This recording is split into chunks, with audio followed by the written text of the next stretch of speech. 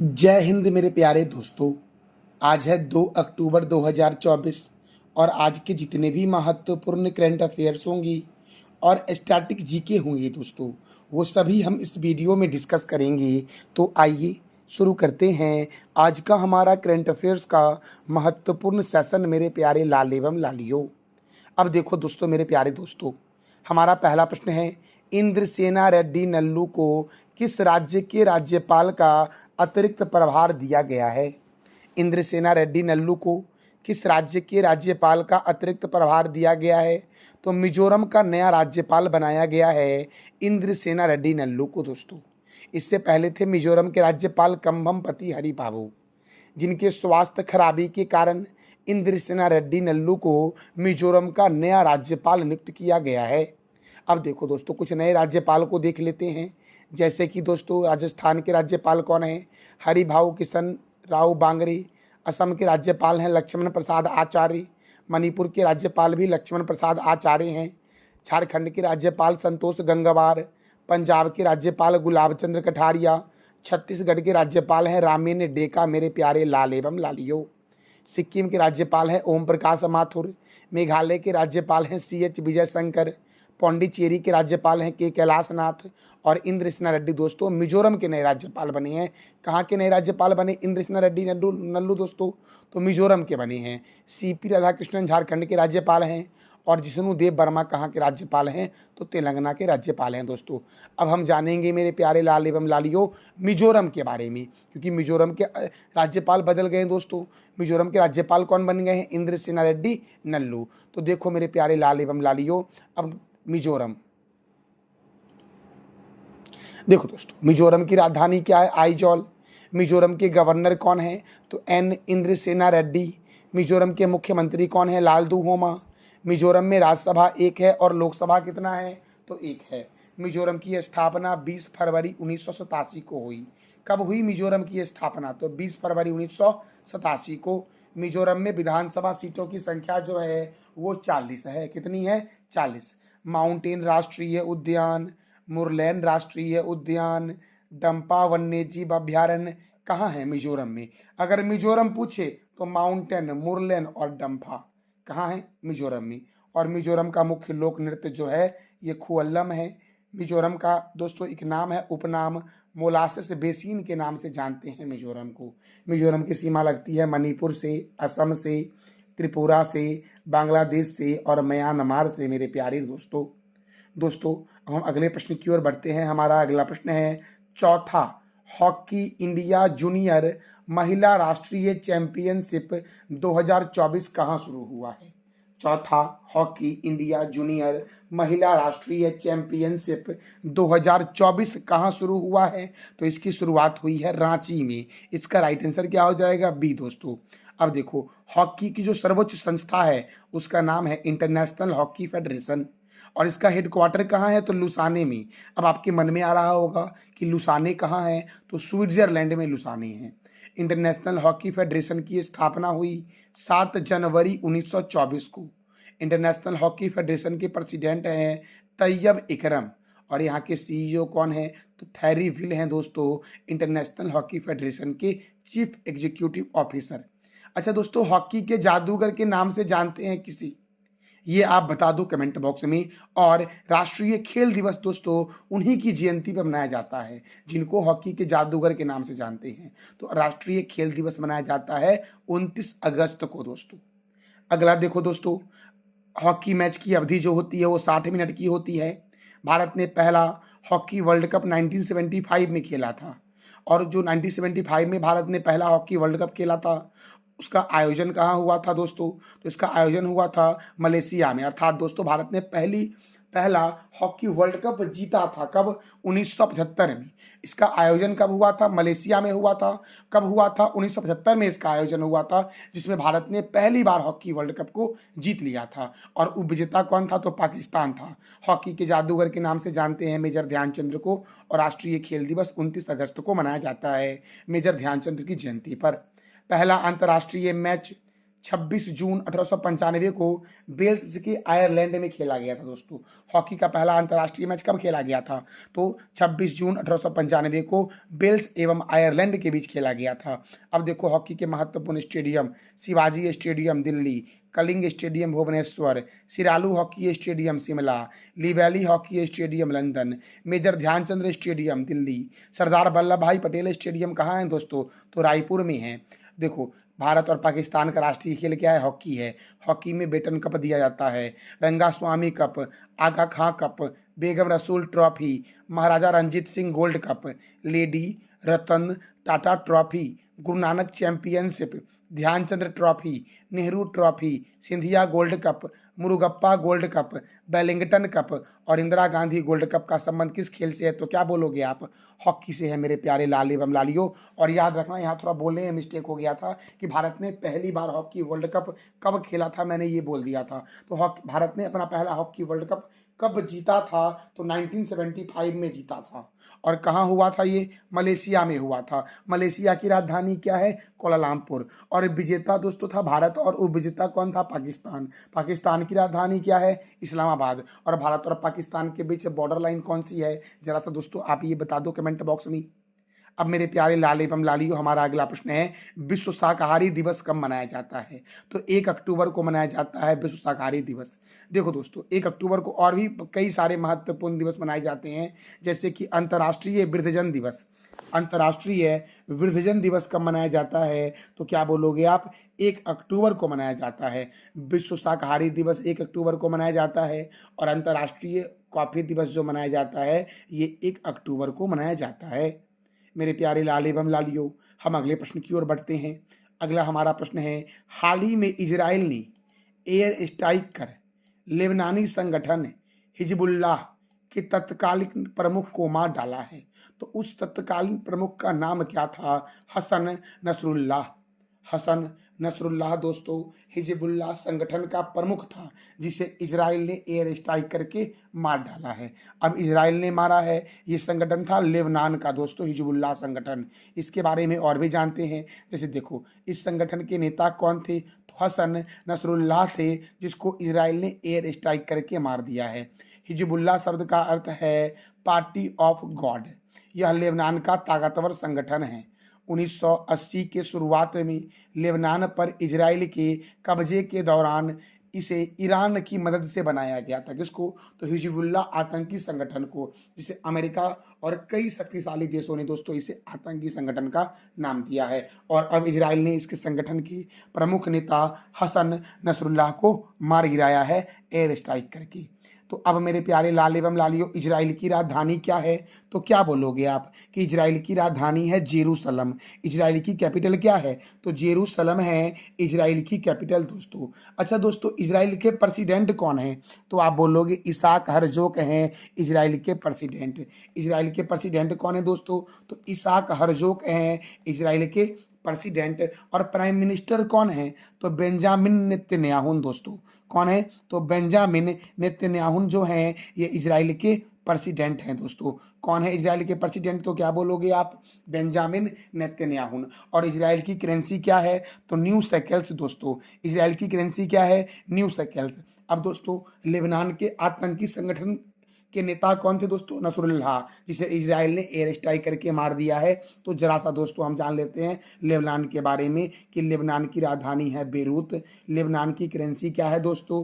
तो लेबनान की करेंसी है लेबनानी पाउंड दोस्तों। और लेबनान के प्राइम मिनिस्टर कौन है दोस्तों? तो लेबनान के प्राइम मिनिस्टर है, प्रधानमंत्री हैं नजीब मिकाती। कौन है दोस्तों? नजीब मिकाती। और इजराइल के प्राइम मिनिस्टर कौन है? Benjamin Netanyahu. मेरे प्यारे लाल एवं लालियों, मेरे प्यारे दोस्तों, हम अगले प्रश्न की ओर बढ़ते हैं। अगला प्रश्न है, भारत और कजाकिस्तान संयुक्त सैन्य अभ्यास।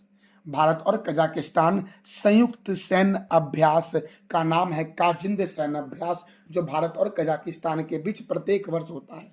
तो इस बार जो हो रहा है ये कहाँ हो रहा है, यही आपसे पूछा गया है। तो इस बार जो हो रहा है ये उत्तराखंड में हो रहा है। उत्तराखंड को देवभूमि के नाम से जानते हैं। और उत्तराखंड में काजिंद सैन्य अभ्यास 2024 हो रहा है, जो भारत और कजाकिस्तान के बीच होता है। कजाकिस्तान की राजधानी क्या है? अस्ताना। कजाकिस्तान की करेंसी क्या है? कजाकिस्तानी टेंगे। कजाकिस्तान के प्रेसिडेंट कौन है? कासिम जोमार्ट टोकायव कजाकिस्तान के राष्ट्रपति हैं मेरे प्यारे लालेबम लालियो। अब उत्तराखंड में दोस्तों काजिंदे सैन्य अभ्यास हो रहा है, तो उत्तराखंड की राजधानी क्या है? देहरादून। उत्तराखंड के गवर्नर कौन है? गुरमीत सिंह। उत्तराखंड के मुख्यमंत्री कौन है? पुष्कर सिंह धामी। उत्तराखंड में राज्यसभा कितना है? 3 और लोकसभा कितना है? 5। अच्छा दोस्तों, मैंने अभी तुरंत आपको बताया है ना कुछ राज्यों के राज्यपाल के बारे में, तो आप जरा कमेंट में बता दो कि मेघालय के राज्यपाल कौन है? गंगोत्री राष्ट्रीय उद्यान, नंदा देवी राष्ट्रीय उद्यान, फूलों की घाटी राष्ट्रीय उद्यान किस राज्य में है? तो उत्तराखंड में है। बिनसर वन्य जीव अभ्यारण्य, केदारनाथ वन्य जीव अभ्यारण्य, राजाजी राष्ट्रीय उद्यान उत्तराखंड में है, और टिहरी बांध परियोजना भागीरथी नदी पर उत्तराखंड में है। उत्तराखंड के ऋषिकेश में दोस्तों लक्ष्मण झूला है, पूछा गया एग्जाम में कई बार है कि लक्ष्मण झूला कहाँ है? उत्तराखंड के ऋषिकेश में है। अगला प्रश्न है दादा साहब फाल्के अवार्ड 2022 किसे दिया जाएगा? दोस्तों दादा साहब फाल्के अवार्ड का 54वां संस्करण जो दोस्तों है, ये अवार्ड किसे दिया जाएगा? दादा साहब फाल्के अवार्ड 54वां दोस्तों तो मिथुन चक्रवर्ती को दिया जाएगा। और किस वर्ष का दिया जाएगा? तो 2022 का दिया जाएगा दोस्तों। अब देखो मेरे प्यारे लाल एवं लालियों, 50वां दादा साहब फाल्के पुरस्कार 2018 का अमिताभ बच्चन को दिया गया था। 51वां पुरस्कार दादा साहब फाल्के का 2019 में रजनीकांत को दिया गया था। 52वां दादा साहब फाल्के पुरस्कार 2020 में आशा पारेख को दिया गया था।